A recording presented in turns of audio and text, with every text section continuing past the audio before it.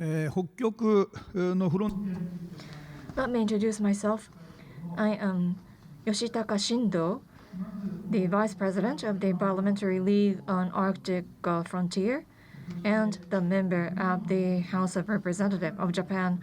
Congratulations on the occasion of the Japan Forum Arctic Circle, and also I'd like to pay my deepest respect to the leadership by President Grimson.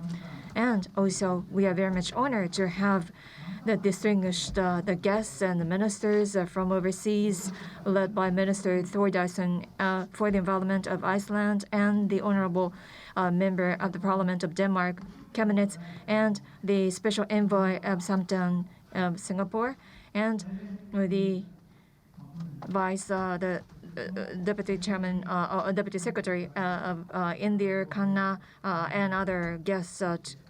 Welcome to Japan. It is quite significant that Japan, not the part of Arctic Circle, is hosting this conference. To that, I'd like to pay my deepest respect to Yohei Sasagawa, the chairman of the Nippon Foundation, and Mr. Tsunami, the president of this Sasakawa Peace Foundation, and also the difficulty compounded by the COVID pandemic. And despite that, this forum is now being materialized. And it was in October 2013 that our Parliamentary League was founded. And that's when Japan became the observer of the Arctic Council. And from the Diet point of view, we called for the increased the activities on Arctic policies. And in fact, the Arctic region is where the climate change progresses the fastest and most pronounced. And at the same time, it has major potential, including the Northern Sea route and energy development. And therefore, for the future of the globe and the mankind, we consider it is extremely important for Japan to increase our efforts on the Arctic policies and to be deeply engaged in Arctic policies. And we have identified two major goals. First is about improvement of the both quality and quantity. As a result of recommendations made by our league to be put forward to the government in 2015,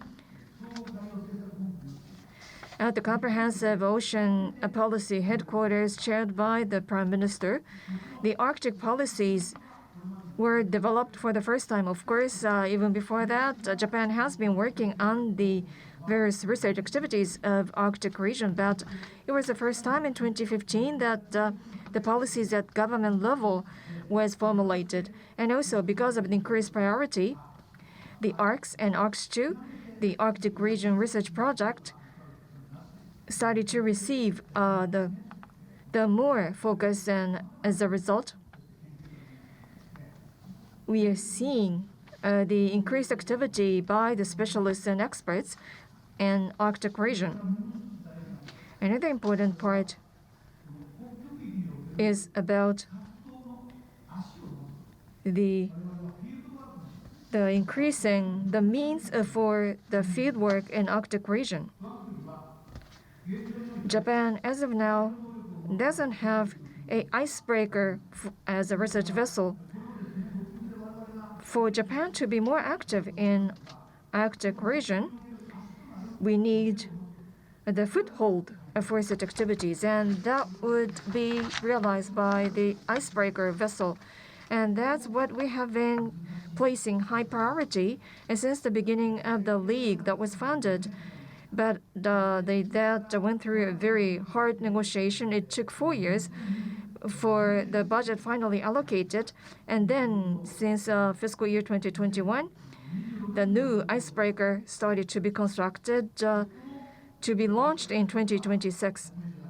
This is the first time that Japan would have its own icebreaker to be active in Arctic region. What is that for? Of course, this icebreaker is not just for the interest of Japan.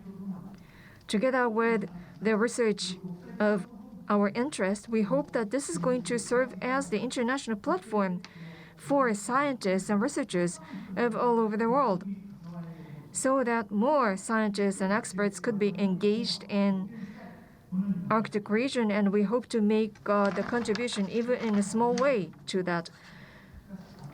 Yesterday, I had the opportunity to have close dialogue with President Grimson.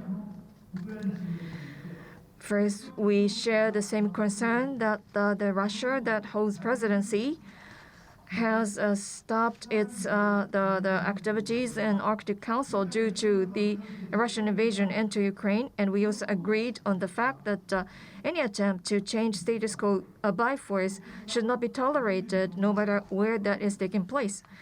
Arctic region is the last frontier left to the humankind. Therefore, the freedom has to be guaranteed, and that according to the common rules internationally, the activities and utilization with transparency should be guaranteed. And according to the President Grimson, he stated that the Arctic Circle is not just for scientists and scholars, but also it is the opportunity for diplomacy as well as economic activities. And also, it includes security, culture, indigenous people, among others. This is the forum for all those different stakeholders to get together. And that is the philosophy behind Arctic Circle. And with that, I renewed my determination to be more active and making more contribution to the activities of this Arctic Circle. I sincerely hope that today's Arctic Circle Japan Forum is going to be productive, and hope that the icebreaker that is currently under construction